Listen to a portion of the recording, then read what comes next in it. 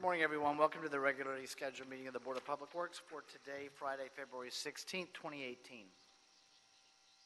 Commissioner Repenning, James, Davis, and Jacinto are present. President James, we have a quorum. May we start with Bureau introductions, please, starting with Bureau of Street Services. Good morning, Tim Tyson, Bureau of Street Services. Good morning, Sefi Wiles, Bureau of Contract Administration. Good morning, Ruben Flamenco, Bureau of Street Lighting. Good morning, Edmund Yu, Bureau of Engineering. Good morning, Adrienne Murphy, LA Sanitation. Good morning, Lori Rittenberg, City Attorney. Fernando Campos, Executive Officer. President James, we do not have any speaker cards under general public comment. We also do not have any commentary under the Neighborhood Council comment section, and we also did not receive any speaker cards on any of the items for today's agenda.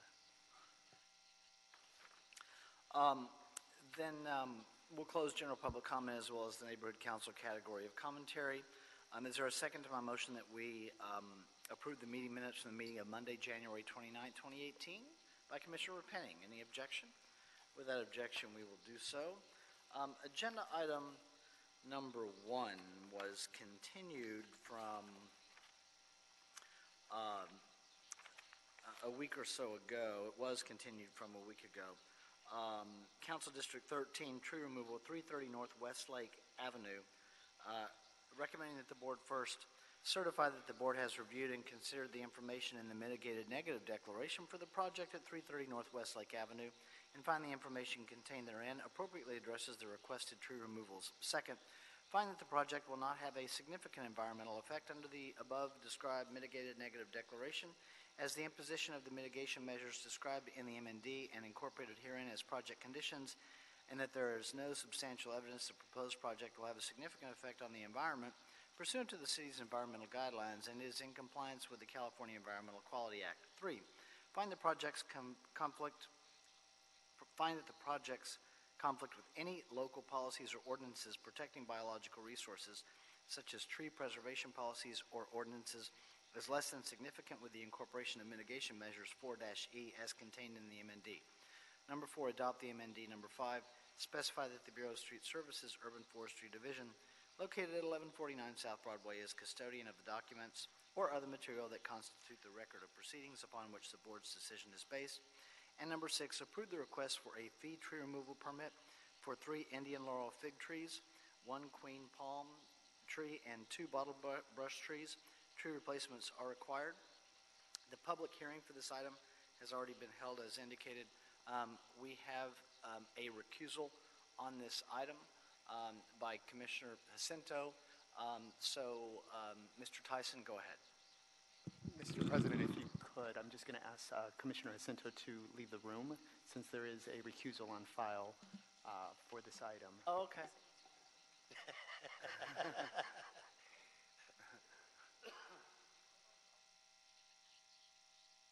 And Commissioner Jacinto, as soon as we're done with the item, we will come out and get you. Thank you.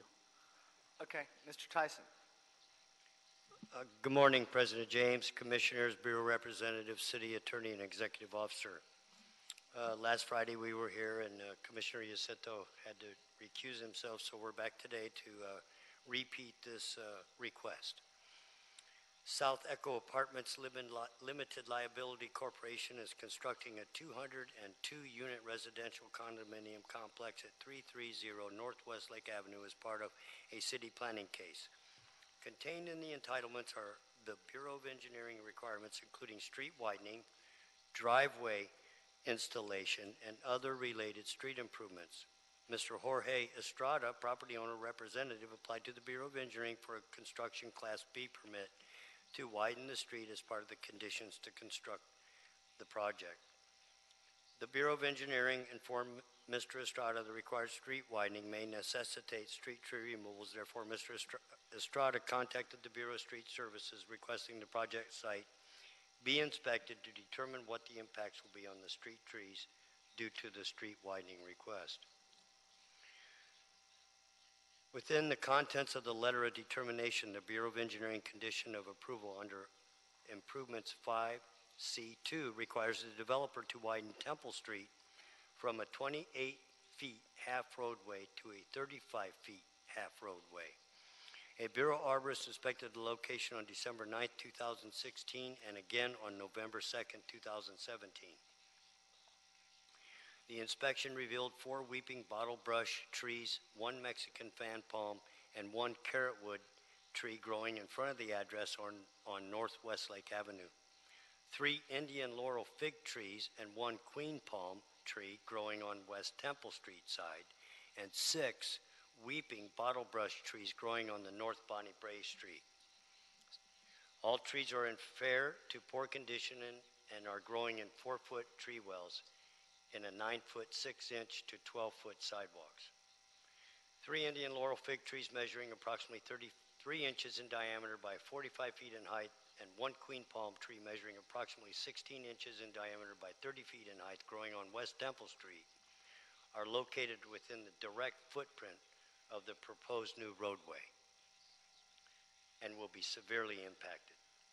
1 weeping bottle brush tree, F3, that's front side, growing on the front of the address, and 1 weeping bottle brush tree, R2, growing in the rear of the property on Bonnie Bray Street side, measuring 8 to 14 inches in diameter by 25 feet in height, are located within the footprint of the proposed new driveways and would be severely impacted by driveway construction. The remaining 10 street trees will be minimally impacted and retained in place. Due to the scope of the project, the required driveway installation, street widening, and root pruning to allow the trees to remain would significantly and adversely affect the tree's health and root structural integrity. Therefore, the required street widening and driveway installations require the removal of the 6 trees. Marisol Rodriguez, 13th Council District Office, was informed of the tree removal request on December 5th, 2017. Notice of the proposed tree removals were posted physically on the trees on December 9th and on November 2nd, 2017. That's December 9th, 2016. Proposed tree removals were included on the Bureau of Street Services tree removal notification system, and the Community Forest Advisory Committee was also notified. The applicant shall plant a minimum of 12 36-inch box-sized purple orchid trees on site. The purple orchid tree shall be provided irrigation for a minimum of a 3-year period after planting. For these reasons, the Bureau is here requesting that the commissioners and the board consider the request to be approved. Okay, any questions on agenda item number 1? I don't have any questions on agenda item number 1. Thank you, Mr. Tyson. I'll make a motion that we adopt agenda item number 1, seconded by Commissioners Repenning and Davis, so that will be the order on number 1. Any issue sending number 1 forthwith? We will send number 1 forthwith. Thank you, sir. Thank you. Okay. Let's take agenda item number 4, authority for expenditure, Bureau of Sanitation and Office of Accounting requesting board approval and execution of authority for expenditure in the amount of $100,000 for annual waste discharge requirements and stormwater permit fees for the Sheldon Arleta landfill, Bishop Canyon landfill, Gaffey Street landfill, Lopez Canyon landfill, and the Toyon landfill. Yes, come on up, sir.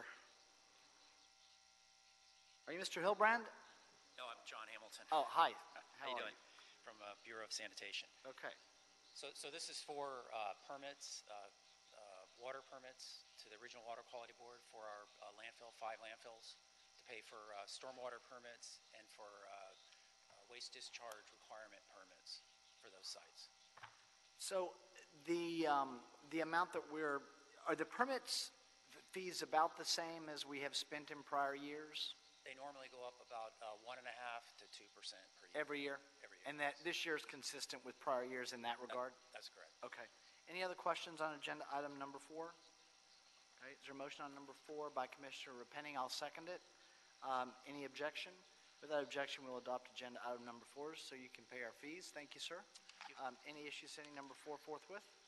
We will send number 4 forthwith. Agenda item number 3, Pledge of Revenue Agreement, Amendment and Resolution, Lopez Canyon Landfill Post-Closure Maintenance. Recommending that the board authorize a resolution and amendment to the Pledge of Revenue Agreement for financial responsibility for the cost of 25 years of post-closure maintenance for the Lopez Canyon Landfill. Sir, are you back on that one? Okay. So for the record, the attachment 1 was left off the paperwork. So that's the current resolution and pledge of revenue that was approved back in 1993. Okay, so but we do have the new one. So that's right. The new one is attached to Okay. and it's called attachment 1, but it's Got it. actually attachment 2. Okay, got it. Go ahead. So what this is it's a update of that pledge of revenue that was took place back in 1993 and was for 30 years from that time, and would have ran out in the year 2023? 2024, I think. Okay.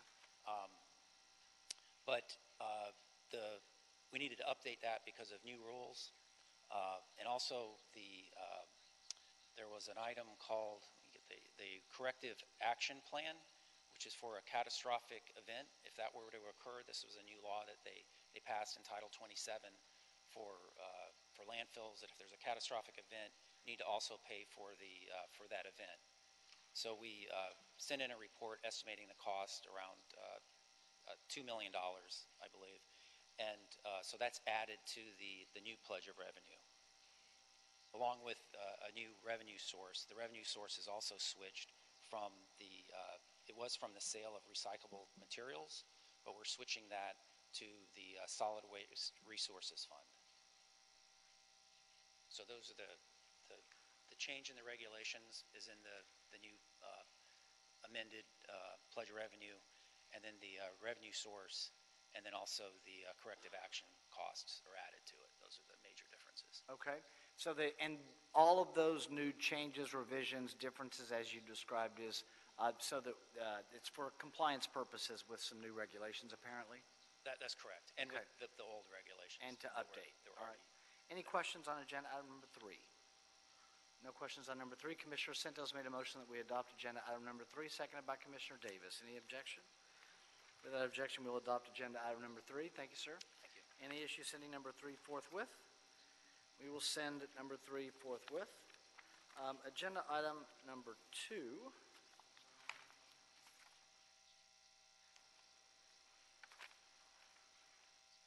Council District 13, budget increase and revised construction orders, emergency sewer repairs on Brazil Street, right-of-way, 5400 block project, recommending that the board authorize a revised construction budget of a not-to-exceed amount of $3,900,000 for the project, and secondly, authorize the city engineer to issue a revised construction order for the project to Bally Construction to install a sewer bypass system and operate it until a contractor is selected to perform the sewer rehabilitation work.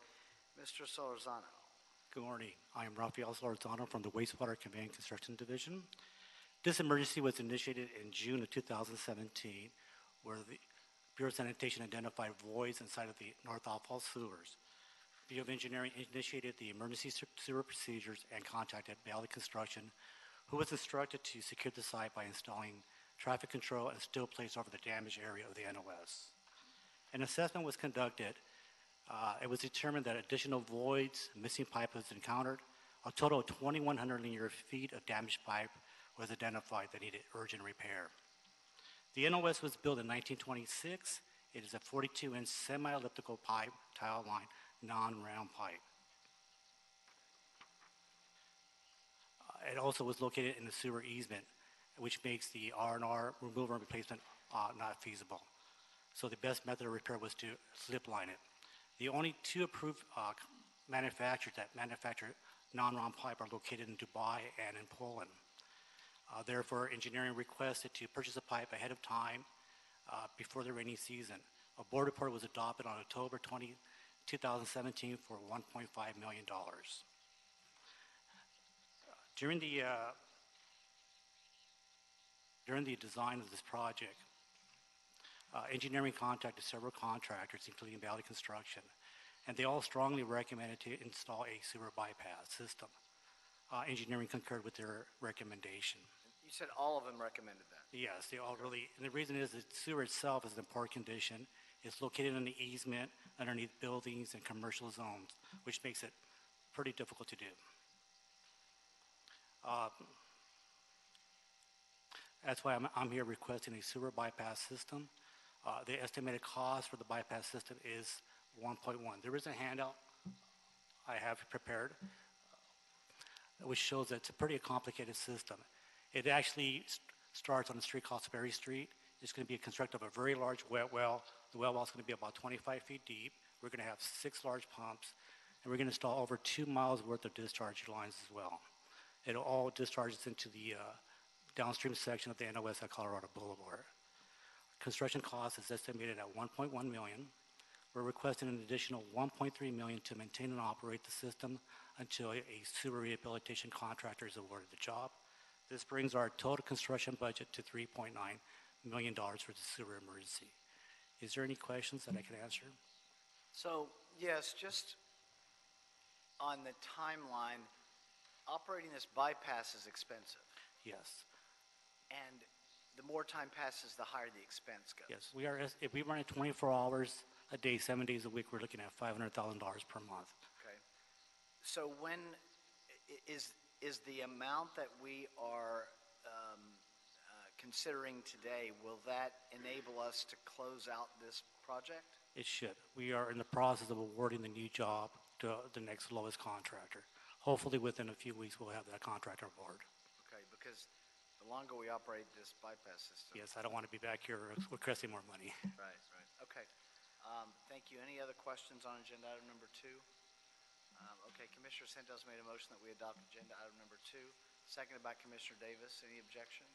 Thank you. Without objection, thank you, sir. We'll adopt agenda item number 2. Any issues sending number 2 forthwith? We will send number 2 forthwith. Our supplemental agenda item is for 10:30. It's not yet 10:30, so let's go ahead and go to, even though that's a voting item, let's go ahead and go to our oral report. Agenda item number 5 is an oral report from the Office of Community Beautification, and public hearing for this item has already been held as well. Welcome back, Mr. Roch. Good morning, Paul Roch, Director of the Office of Community Beautification, with a few brief updates on the activities of the office, which will cover the first 6 months of the current fiscal year, so basically July through December. Over that period of time, OCB assisted and coordinated 147 volunteer cleanup/beautification projects throughout the city of Los Angeles. These involved 9,623 volunteers who donated a large amount of hours to cleaning up and beautifying their neighborhoods. Some events coming up in the near future for the period of March, April, and May is the Great American Cleanup, which is held in conjunction with Keep America Beautiful, so has a little bit of a national focus, and communities throughout the country will be doing various cleanup and beautification events, so we will have some few projects dedicated as part of the Great American Cleanup. Also, April is traditionally one of our busiest times, sort of Earth Month and Earth Day, and we're already starting to fill up with a number of scheduled events over that period of time. As far as the graffiti abatement program, from July through December, 14.5 million square feet of graffiti was removed citywide from over 175,000 locations. 83% of the abatement requests were completed within 1 day of being submitted, which is an improvement over the past year. I'm sorry, Mr. Roch, what percentage did you say? 83%. 3? 83. Okay. Are completed within 1 day of being submitted. Last year, that number was 76%, so there's been an increase of about 7% in requests being completed within 1 day. As far as the public right-of-way cleanup program, which is part of Clean Streets LA, for July through December, over 6,700 locations were cleaned. Approximately 90,000 trash bags of weeds and debris were picked up and removed from along the public right-of-way. Over 3,200 bulky items were collected, and a huge amount of Christmas trees, which are still being picked up by sanitation, by our contractors. I don't know how many Christmas trees are still out there, but it's like, you know, you think you finally get them all, and then you still see them out there. The Sidewalk Rebate Incentive Program for this period received 1,535 applications. 65 projects were completed. There are currently 94 active projects on sidewalk repair. Total amount paid out for sidewalk repair incentive rebate programs from July through December was approximately $322,000. So the average per site or per location is approximately $4,800 per sidewalk repair. Just a few other brief things. OCB staff provided 26 cost estimates at the request of a city attorney or LAPD so that the city can go in and claim restitution in cases where somebody's been arrested for graffiti abatement and the city has had to do the cleanup or is considered the victim. We've had 13 Adopt a Median projects submitted this first 6 months of the fiscal year, and 2 Adopt a Median projects were completed over this time. And then finally, we do have a new staff person who will be beginning with us in March. So in about 3 weeks, we'll be adding 1 person to the OCB staff, which is good news and completes my report. Great news. The 83% within 1 day, it's possible that you will be asked in budget about that and about your thoughts. Obviously, you moved it from 76 to 83, which is great. Right. I'm anticipating that they'll say, is it possible to get from 83 to 85 or from 83 to 90? What would you say? With the current number of, crews that we have out there, we continue to encourage them to get requests done as quickly as they can, but we also don't want them strictly chasing requests. Right. Because, we could do 100% of the requests within 24 hours, but that would mean we'd be leaving a lot of the proactive work behind, which is really the main stuff that we do. We don't want them driving by 6 or 7 walls that are tagged up just because somebody didn't submit a request for them. We want them to remove what they see. So, we will continue to obviously aim high on those numbers, but, at the same time, if a contractor goes out to a request and, there's graffiti on all 4 corners, but only 1 corner was requested, we still want them to spend that extra time and get everything cleaned up. Got it. Yeah, understood. Thank you, sir. Good report. Anybody else? Okay. The oral report will be received. See you soon. It is now 10:34, so we can have, so let's go ahead and close. Have we cleared the desk on our regular agenda? Yes, you have. Okay, then let's adjourn the regular meeting. Let's go to our supplemental agenda. I guess it's supplemental in the same meeting. It's still the same meeting, yes. Yes, agenda item number 6 then. Bureau of Sanitation, revocation of solid waste hauling permit, SVT Services Incorporated. There's a number that we need to call, correct, Dr. Campos? Yes, that is correct. I will dial for you. All right, so let's go ahead and do that.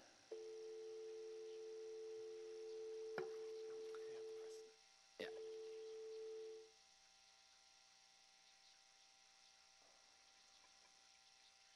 And the person I'm asking for is Ms. Katangian? Yes. Okay. Davis, would you hit that button right there? There we go. Yeah. No, just the green button. Thank you. Hi, this is Shelley. Hi, Ms. Katangian? Yes. Hi, okay, so you are, this works. You are broadcasting live here in the Board of Public Works hearing room, so the microphone is attached to our speakerphone. Can you hear us okay? Yes, I can. Okay, we can hear you as well. So I'm going to go ahead and call the item, and this will proceed as if you were here in the hearing room, okay? Okay, thank you. Okay, so we're going to agenda item number 6, revocation of solid waste hauling permit, SVT Services Incorporated, permit number 11-027, recommending that the board authorize the Director of the Bureau of Sanitation to execute the following. 1. Revoke SVT Services Incorporated solid waste hauling permit number 11027 for failure to comply with the terms and conditions of its permit and with the requirements of Los Angeles Municipal Code 66.33.3 et sec, which means those that the sections that follow it. And I don't have a second. Oh, here we go. Number 2, direct the Bureau of Sanitation to notify Recycla service providers, those are RSPs, that SVT's permit is revoked in order to provide those Recycla service providers with the opportunity to begin service of the SVT customers. And number 3, direct the Bureau of Sanitation to refer the matter to the Office of City Attorney for misdemeanor case filing if BOS, Bureau of Sanitation staff, discover that SVT collects, removes, or transports solid waste generated within the city after the permit revocation. Ms. Valdez from the Bureau of Sanitation, we will start with you.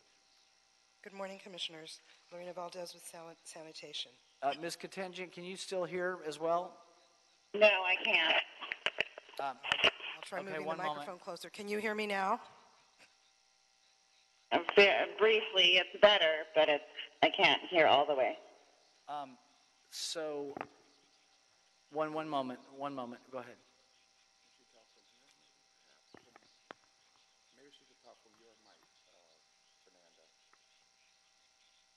Let's try that. One moment, ma'am. Yeah, let's try that, Lorena. Let's let her try that first. We'll see.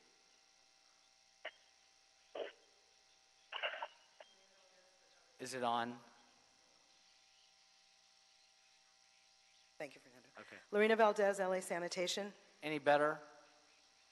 Not really. Okay, but you can hear me okay. I can hear you. Okay, yes. Yeah, let's do that. Yep. Thank you, Commissioner Davis. Why don't you just go to Fernando's? Lessons learned in the process. This is the first time we've ever done a telephonic hearing in our 5 years or so here. I appreciate that. Yeah, okay. Let's try again. Lorena Valdez, LA Sanitation. Any better? Yes. Okay, go ahead. The city's 2014 implementation of Recycla included a franchised system for the hauling and disposal of commercial waste. Contracts for those haulers that were awarded a franchise zone were executed in January 2017, and the transition of accounts to the RSPs began on July 1st, 2017. As of August 1st, 2017, the issuance or possession of a permit to non-RSP haulers no longer granted non-RSP haulers the right to collect from customers designated as Recycla customers. Non-RSP haulers whose accounts were within transition zones were required to cease collection activity in accordance with the transition plan or be in violation of permit terms and conditions, as well as LAMC provisions. All haulers were apprised of the ramifications and effective dates of the Recycla program via letters, a presentation to which all haulers permitted at the time were invited, and the renewal package for permits, including the permit application's terms and conditions, to which each hauler wishing renewal was required to agree as a condition of possessing a permit. In addition, some haulers who violated the Recycla regulations received cease and desist notices. Despite the prior notices of the changes effective August 1st, 2017, SVT failed to relinquish Recycla accounts to the RSPs with the legal authority to service those accounts when that date arrived. SVT was therefore issued a notice of revocation on September 22nd, 2017, and a cease and desist notice on September 29th, 2017.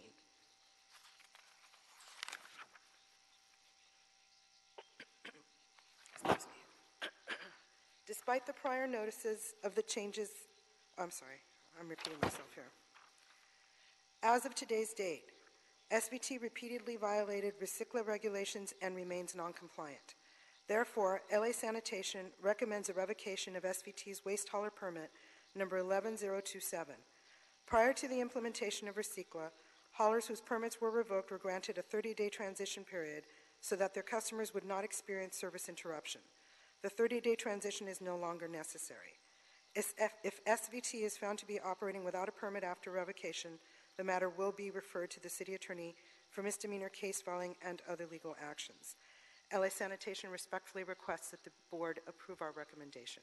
Any questions for Ms. Valdez before we go to our speaker? No questions for Ms. Valdez. Ms. Katangian, the floor is yours. Okay. Are we get like a question and answer, or do I just need to go over kind of what I'm dealing with? Well, you can respond in any way that you deem appropriate. Okay.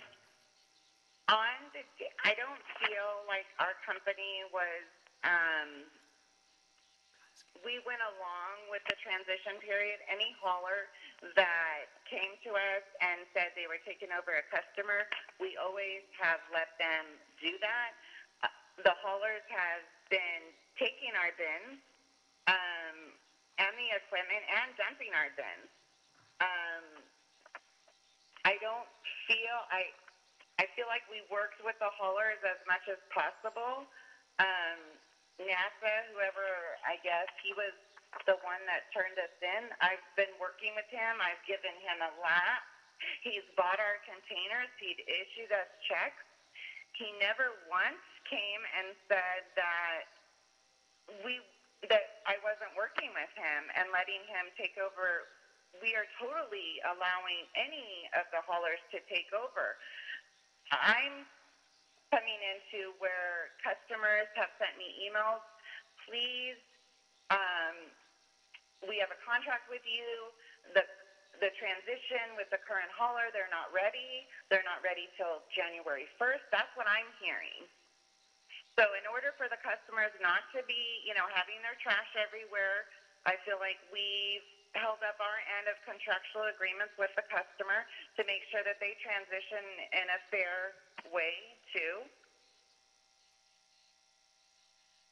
Okay, so let me just ask you a couple of questions, if I might. If I understand you correctly, your point is that during this transition period, you have continued to operate until one of the franchise haulers has approached you and either bought your bins to provide, or the customers have bought the bins which you've provided, and you've just, your service has continued as a transition service, and the ones that you're continuing to service are customers that are claiming that they're not ready for the franchise hauler yet? They're not ready. They've either called the hauler and they've said, we're weeks out. I can give you an Astra, Whole Foods. Most of them have been food places, El Pollo Locos. They're not ready. They asked if they could give them more time, and of course, if the customer comes and asks if we would give them more time, I've always said yes, and I've never had a complaint where the hauler came to me and said, you're hauling and I should be hauling. They've never came to me and said that. Okay. The transition period is to help with the customers so they can transition to the new hauler so there's no interruption of service. Okay, understood. Thank you. Any questions, any additional questions from Ms. Katangian before we go back to the Bureau? I had a question for Ms. Valdez. Okay, so question from Commissioner Repenning from Ms. Valdez. The history with this hauler, our issues with them did not begin with Recicla, correct? That's correct. However, I need to remind the board that the matter before you has all the evidence on which you should decide. I understand that you want to kind of get a background for it, but the recommendation is based on Recicla violations. And because we did not notice them of other violations, notice SVT, it needs to be contained to that. I see. However, keeping that in mind, I can't answer your question. Okay, understood. Okay. But I would like an answer to the question. Yes, we have had other issues with them. Repeatedly during renewals, staff that is working on the renewals, on the permit renewals, review the annual reports, and have had to contact SVT to correct them because they either leave customers out or leave tonnage materials out. In one case, we knew that they had customers throughout downtown and they didn't list any of them. So in that year, I believe it might have been 2015-16 renewal period, we had to call them and say, what about the one at this address? What about the one at that address? So we've had those types of issues with them. So if those accounts weren't being reported, that means that we were not receiving the state-mandated fees We actually have never received state-mandated fees from SVT at all, at all for anything. for anything. So, okay, that would seem to be a red flag. Thank you. Okay, Commissioner Jacinto and Commissioner Davis, if you have a question, you'll raise your hand and we'll get to you. Okay, Commissioner Jacinto, then Thank you, Commissioner President. Davis. Go ahead, Thank Commissioner you, Jacinto. President James. Lorena, I just want to ask a question. There is additional information, but we are contained to what the matter is in the revocation of the permit. Is it the Bureau's job to adjudicate or to translate the service from the existing hauler SVT to the new RSP? Or what is our responsibility so that the business gets their waste collected? Well, that's really the responsibility under the franchise division, but as I understand, I'm in a different division. As I understand it, they do help facilitate in some cases. I mean, obviously the Bureau's been working closely with the RSP and the community for the transition, and that would involve some of this. But also to address the claim that, you know, as soon as an RSP required them to leave an account, that has not been what the various RSPs have told us. It is more than just NASA. We've gotten complaints from WARE, from UWS, from Waste Management, from CalMet. We've gotten complaints from all of them, and we have a list of at least 50 addresses for accounts that over the time period between the time that SVT should have stopped hauling to about the time that I sent them the response. There were about 30 at that time. We've since received another additional, about 20, and as late as last week, NASA was telling me that SVT was still, quote, out there. Okay, and this would be sort of against the new haulers, the new RSPs providing the service? Correct. Okay, thank you. Okay, thank you, Commissioner Jacinto. Commissioner Davis. Mrs. Valdez, I'd like to have some more clarity in terms of feedback that we have received, if any, from some of the potential customers, such as Whole Foods, that she mentioned. Do we have any feedback from them or complaints about service or interaction with them? No, I have not been contacted by any except one customer who would not leave the name of the business or a callback address. That customer called me and asked me if SVT was going to be able to haul at that time, this was late last year, all the way through December as they had claimed. And I said, no, they need to transition you to the RSP once the RSP takes over, or once, actually now. If you've been contacted by the RSP wishing to transition you and SVT is resisting, and she said, well, they're saying they have a contract, SVT is saying they have a contract with us, and they'll sue me if I break the contract. And so I gave her some additional information. That was not the first time I had heard that comment. Thank you. Okay, is that your last question, Commissioner? I have a couple of questions, if I might. This is Commissioner James. So, Ms. Valdez, if I understand correctly, we are through the Recicla service provider transition, correct? Correct. And so, for all of the zones in the city, we have a Recicla service provider ready to provide service to all of the customers, correct? I believe so, with some reservation, because I know some of them are still coming up, but I believe that the problem is being eliminated. Okay. And as far as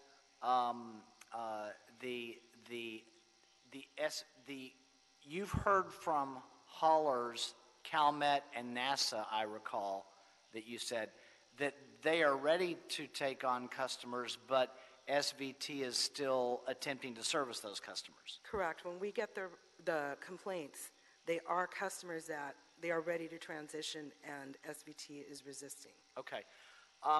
I recognize that the issue about the prior fees is not in front of us, but it does concern me. But But let's talk about, and Commissioner Penning, I might have a question for you. As I see this, the franchise transition is over. The customers are ready for Recicla haulers. And if there are SVT customers that are not yet transitioned, is it the Bureau's position that that these customers are ready for transition? Regardless of what SVT says, is it the Bureau's position that all of the customers now are ready for transition, such that if something happens with pickup, sanitation can step in and provide the service to assist in the transition? Yes, that is our position. Okay. Because that is the position, and is it fair to say that that would be citywide now? Yes, I believe so. Okay. Then, and we are beyond the transition date. February 1 has passed. Correct. Okay. Then, because of that, I would make a motion that we adopt this, and this isn't singling out SVT on any issue. This is regarding any hauler that is not, I realize we have SVT in front of us today, but this would be for any hauling permit that the Bureau of Sanitation brings to us under the Recicla program at this point. When the Bureau of Sanitation brings a Recicla, brings a permit that is a non-Recicla provider to us for revocation under Recicla, we have an ordinance that we are required to follow, and I think that we are required to follow it at this point now that the transition is over. For that reason, I would make a motion that we adopt agenda item number 6 under the supplemental. Commissioner Repenning. I just want to make it clear, since we are making a public record, that there should not be any haulers hauling Recicla customers at this point going forward. That are non-Recicla franchise haulers. Correct. So there are going to be other haulers that will retain their permit in LA if they continue to respect that part of the program, in which case they can continue to haul construction and demolition debris. Yes, that's correct. But not commercial waste. Correct.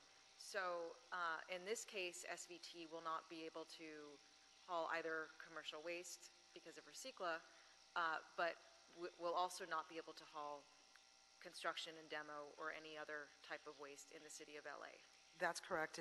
If the board approves our recommendation, they will have their permit revoked, and they will not be able to operate legally within the city of Los Angeles. Thank you.